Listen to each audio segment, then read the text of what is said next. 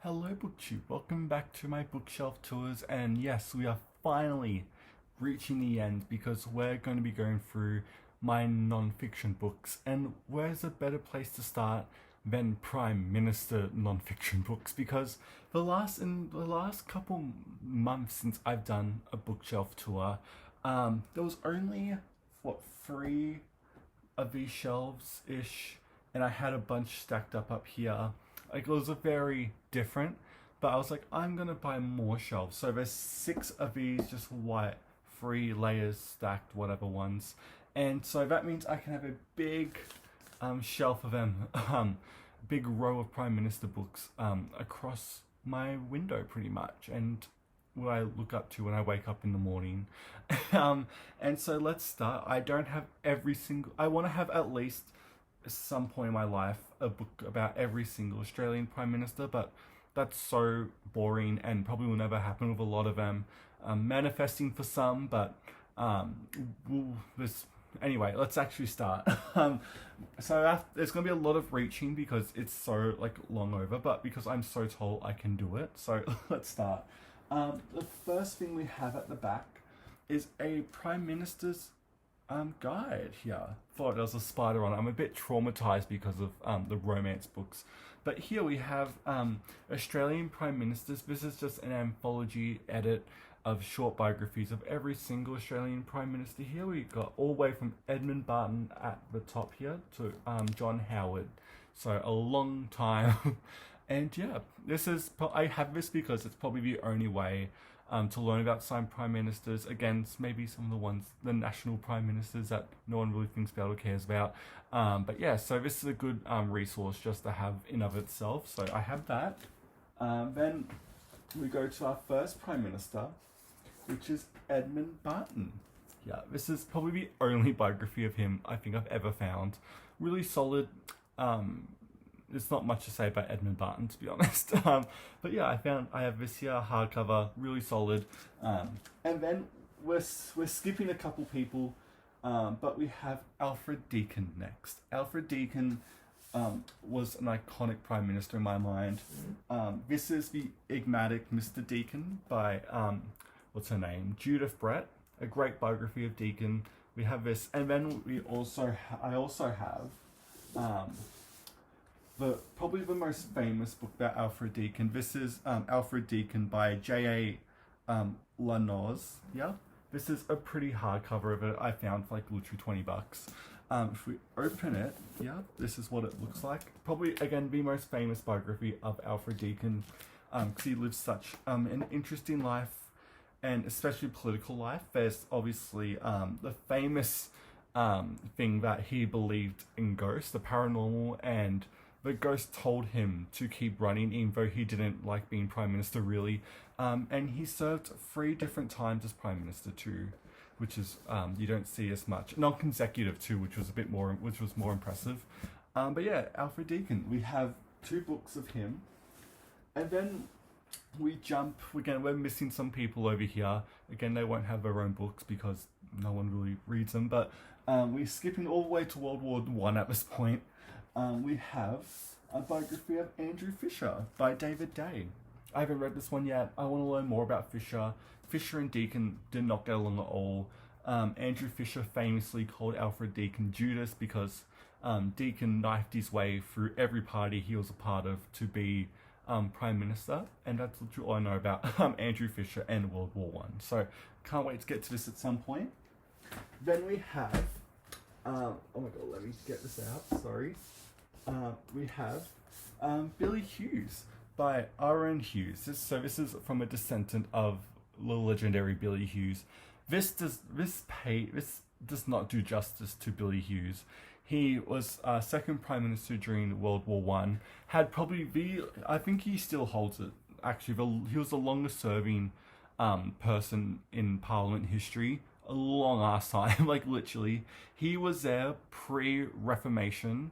So, oh my god, what am I saying? He was there before, 1900, and all the Reformation, I don't know what I'm saying, but he was there before, I can't remember what I'm saying, and he was there all the way to the 1950s, so a long, long time. He was here before Australia was literally Federation. That's it, not Reformation. Sorry, he was here before Federation to the 1950s, which is an insane amount of time.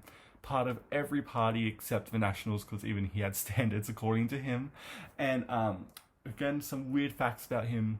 He's the only person to have create a party, be held into an election, get voted in, and then the party disbands before Parliament even begins, which is a bit of a fact. He loved gum trees. He had a sense of it just to carry along. And just, he was very, there's so many iconic stories of Billy Hughes. And again, this does not do justice. There should be at least a big 800-page biography of him, because he had such an interesting life. And so, yeah, we have Billy Hughes here. So we have, after Hughesy, again, a lot of time jumps, but we have Menzies next. This is his first run as Prime Minister. This is Robert Menzies, The Art of Politics by Troy Bramston here. This is probably, if you want a more personal account of Menzies, this is the best book you'll find. I love the writing. It's told not chronologically, it bounces in between periods of his life.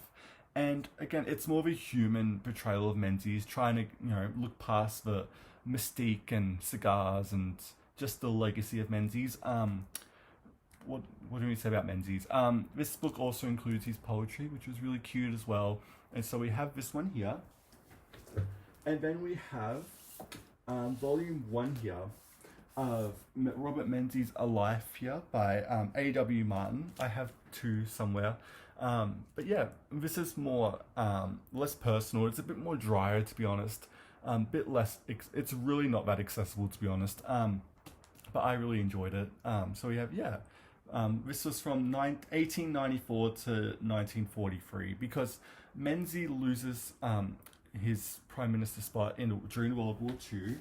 And then who takes his place but none other than the legendary John Curtin here. And I only have one book about Curtin. This is probably the only one I've ever really, really loved. I think some of them get a bit too caught in the mystique of Curtin, and some just, I think, skip over a lot of important things he done prior to becoming Prime Minister, because he was a very underdog socialist, and the fact he became Prime Minister during World War II and what he'd done during World War II for Australia is so important.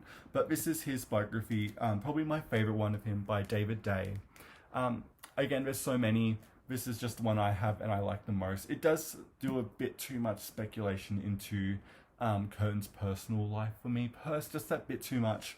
But again, just a really solid biography of John Curtin. So we have that. And then John Curtin dies.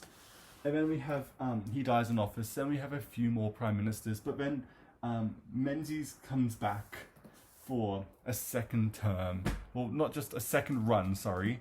And he holds the record because he was next in prime ministership. I've got to get these dates right. From 1949 all the way to 1966. So it's a long time.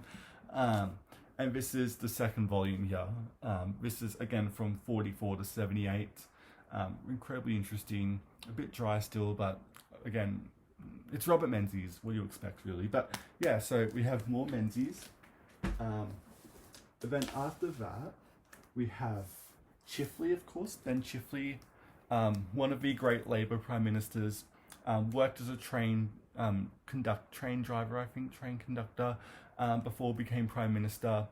A lot of early steps made towards Medicare and government support, which we'll see over the next 23 years to be exact, before the next Labour Prime Minister where they killed a lot of that in the meantime. But this is, again, by David Day, really solid biography of Ben Chifley too.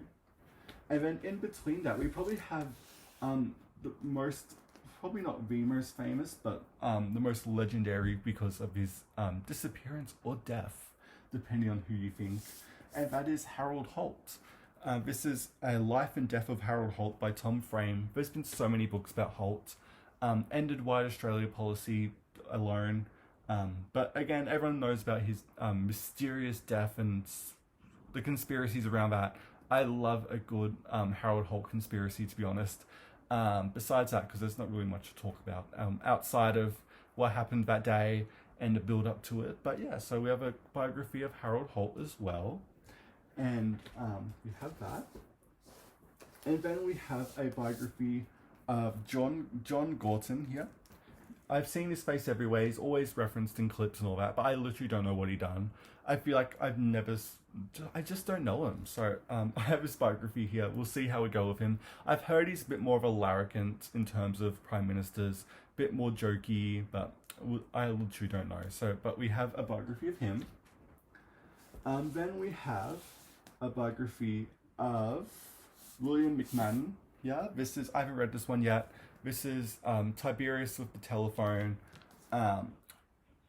He's believed to be like the worst prime minister we've ever had.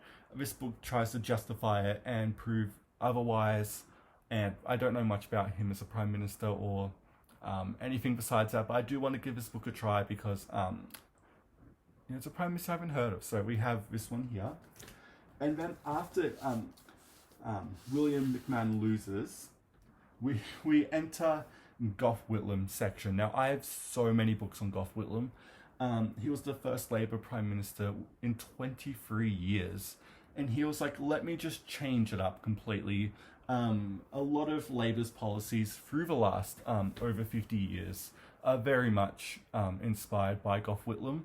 Obviously, I have a lot of books about his dismissal, but we'll get to that soon. So, first two ones I have here Jenny Hawkins' 2-volume biography of Gough Whitlam's life.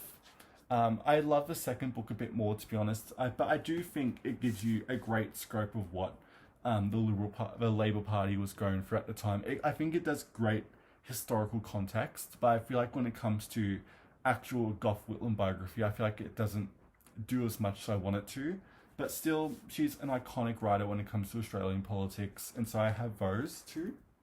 And then we have Troy Bramston's new biography of Gough Whitlam, which I reviewed on this channel here. I was lucky enough for him to send me a copy. This is Vista of the New, probably the great one large book about Gough Whitlam you probably need. And yeah, it's a big chunky one, and I absolutely really adored it as a nerd. But yeah, so we have that one here. Then we have A Certain Grandeur here by Graham Fryenberg. This is probably the most old school famous biography of Gough Whitlam. This ends just right as he's about to be dismissed too, which is interesting. And but yeah, more of a classic biography of Mr. Whitlam. And then we have some books on the Palace Letters. We have Jenny Hawkins' book, of course, the Palace Letters. And then we have Troy Bramston and Paul Kelly's book, The Truth of the Palace Letters. I like both of them. They're very different in terms of the way they interpolate what was going on with Gough Whitlam's dismissal and the letters in particular, which were released probably 6 years ago now. Again, I think I like Jenny's just that bit more because I think I agree with her take more. But I just, again, essential reference books, I feel like, and I really do treasure both of them. And then while that was going on, before these letters got released, again, Troy Bramston and Paul Kelly done a book about the dismissal itself, and really solid. I hope one day someone does a big updated version now that we do have the Palace Letters. It probably will happen at some point, but again, I'm just waiting for it because there's so much to talk about with it. But we have that, and then we have Matters of Judgment by John Kerr, who was the Governor General who dismissed the Whitlam government for very shaky reasons, if there was any reasons personally at all. This is an interesting account of Kerr, and he pretty much, I think, dodges a lot of the main questions about his power when it came to dismissing the government, and it's an incredibly interesting artifact of its time.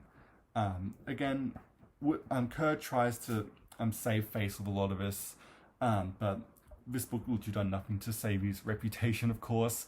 What year did this come out, actually? Because the dismissal happened in 75. So this came out in 78.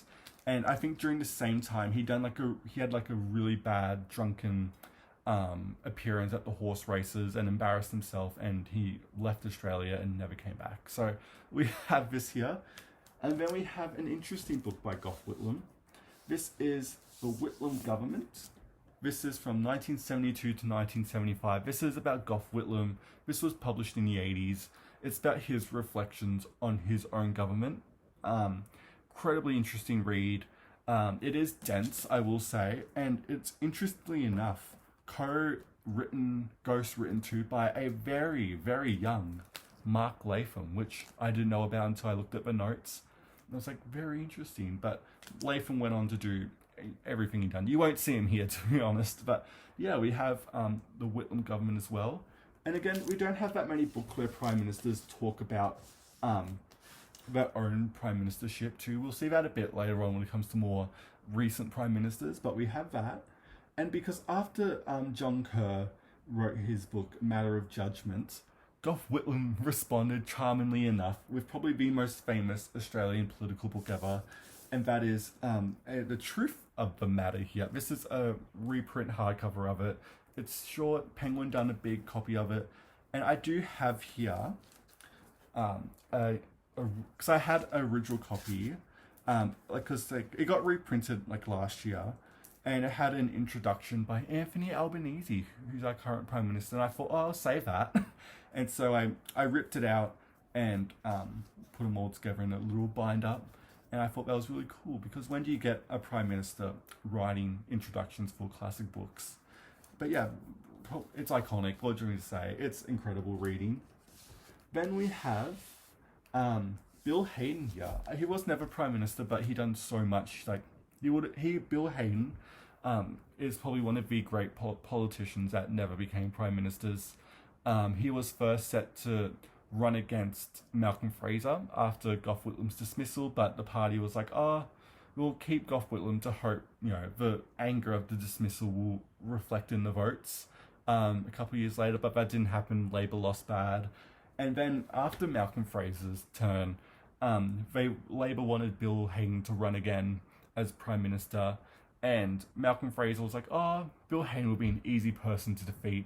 And so Bill Hayden was like, well, why don't we just switch it out with the iconic Bob Hawke?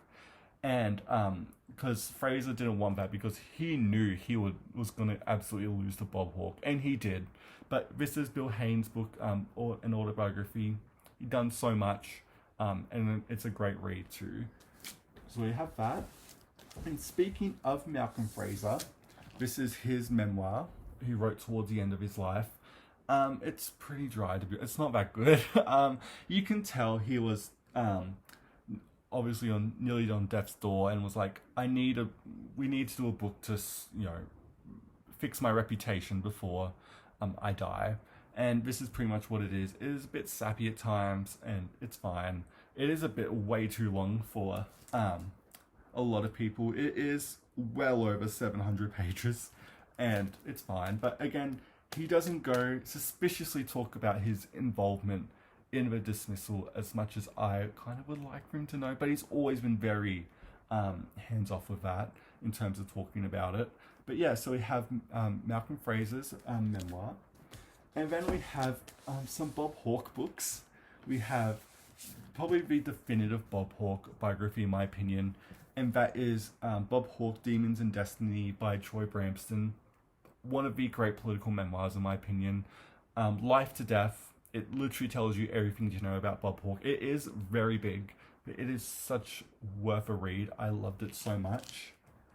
And then we have Bob Hawke, The Complete Biography by Blanche. I can't say her name, but Bob Hawke will later marry her, and this is a chunky, big, thick hardcover. It actually kind of hurts to hold it because it's just so big. It's literally just over 1,000 pages. I haven't read this one yet. I've heard it's a bit biased, and in terms of the way Blanche doesn't talk about Bob Hawke's wife during his prime ministership with Hazel Hawke, who I really should have the book that her children wrote about her, which was really lovely. I'll find that anywhere, literally. But this is another big biography of Hawke that I want to get to soon. And then we have Hawke's own memoir, the Hawke memoirs here. This was published in, let's see, 1994. So just after he had lost oh my god, what am I saying? Because he had the killability agreement with Paul Keating, and he was like, well, I'm so popular still after 3 terms as Prime Minister, I may as well run again. But the Labour Party was like, no, because you signed off his agreement. And it was chaos pretty much. And I say that because this is a very bitter memoir from Hawke about what happened. He doesn't focus on it too much, but when it happens, you can tell this was still a bit too close to home. But it's still really interesting, really solid. Again, Prime Minister memoir. I still think if you're going to do the Bob Hawke book, I think you've just got to do Troy Bramston's for a full life and death. But again, if you want more, this is always there to go to. And then we hit Paul Keating, the legend. Everyone knows him. I've got a couple of books by him. This is Troy Bramston's book on Paul Keating. It's massive. Haven't read this one yet, but I want to get to it soon. Then we have Don Watson's Reflections on a Bleeding Heart. This is Don Watson. We've seen it before on this channel.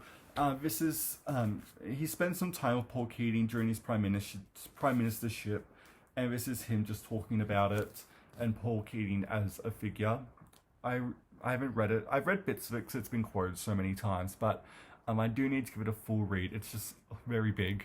And I know Keating doesn't like this book because they had some disagreements in terms of speeches and who wrote what and whatever. But again, this is very much becoming a classic in political nonfiction here. So I do have it and I want to give it another try.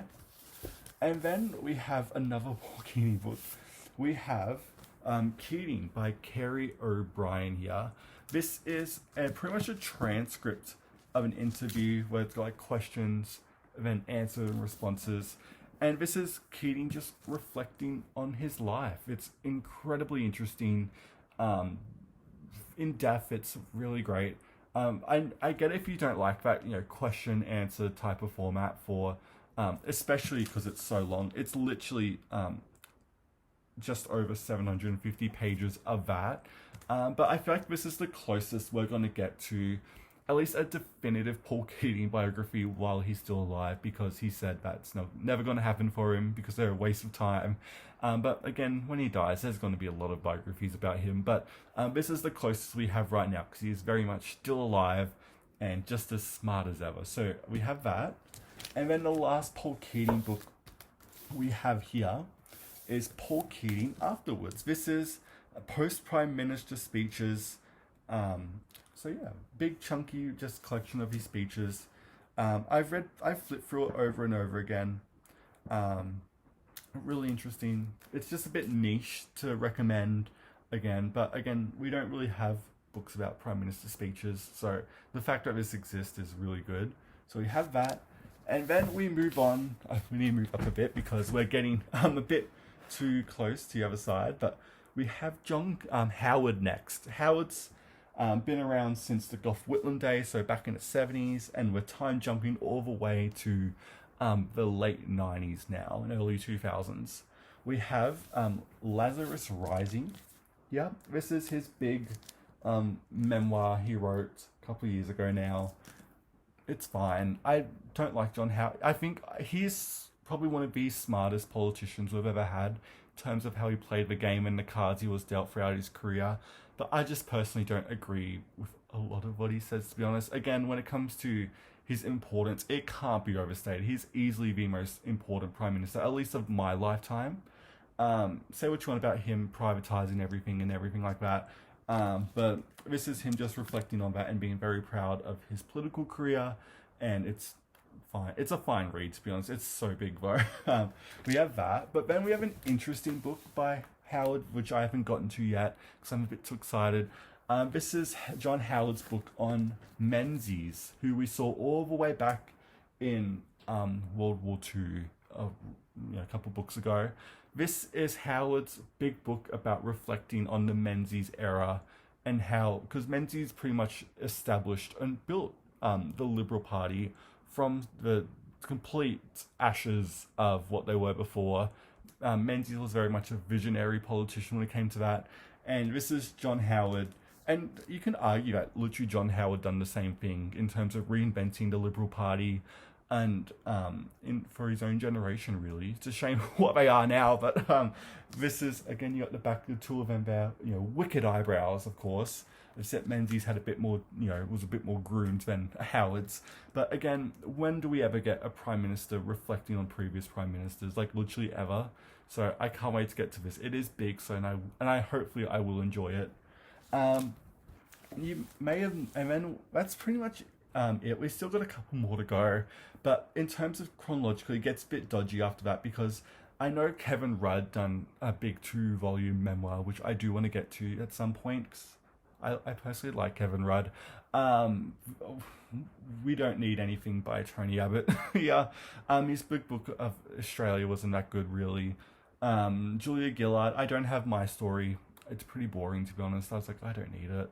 But then we have Malcolm Turnbull's book. Woo! This is Malcolm Turnbull's A Bigger Picture. Absolutely a brick.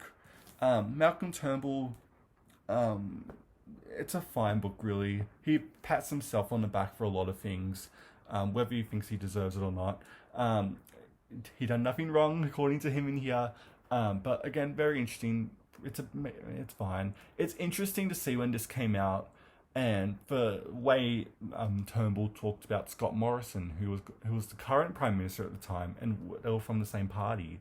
So it's interesting to see Turnbull pretty much just talk rubbish about ScoMo, which I thought was pretty funny. But outside of that, you don't need a biography. You don't need a memoir from Malcolm Turnbull.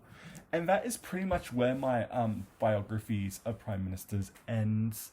Again, we don't have a Scott Morrison biography yet, like a complete one, thank God. But I will have to read it when it comes out, because I would be so curious. I know Albo has a book, but that's pretty dated now. And that's pretty much where we're up to. I think the only ones I'm really missing here is the Kevin Rudd ones that I want to find. I'll find those. But yeah, I'll find those anyway. Whatever, I'll find them soon. Then the last couple things I have next to my Prime Minister biographies is a couple random Australian history books and some other books written by Prime Ministers, because again, I'm on the hunt for it, and because we don't have as much as I would like compared to other countries. But the other two ones I have here, these are two books by Robert Menzies himself here. This is Afternoon Light. I think these are just like reflections about his career, or just Australia, where it was going at the time. And there he is on 10 Downing Street with Churchill himself. So I thought that was really cool. But I haven't read this yet. And I also haven't read The Measure of Years. And here he is looking all regal and everything like that, which is pretty cool. It's got the back and the dust jacket. But yeah, so we have those two. Then we have The Rush That Never Ended by Geoffrey Blaney. I've talked about this on the AusLit 101, essential reading. And the last two books we have here are, what's this one? Dreamers and Schemers, Partial History of Australian Politics, talked about in AusLit, essential reading. Then the last one is The Light on the Hill, History of the Australian Labor Party, essential reading here. And yeah, that's all of the books I have on the top shelves connected to Prime Ministers. We'll keep on going tomorrow with the rest of my non-fiction books, which should be the final video in all of my bookshelf tours. But yeah, let me know what you think about the books I've mentioned today, and thank you so much for watching BookTube, and I will see you next time.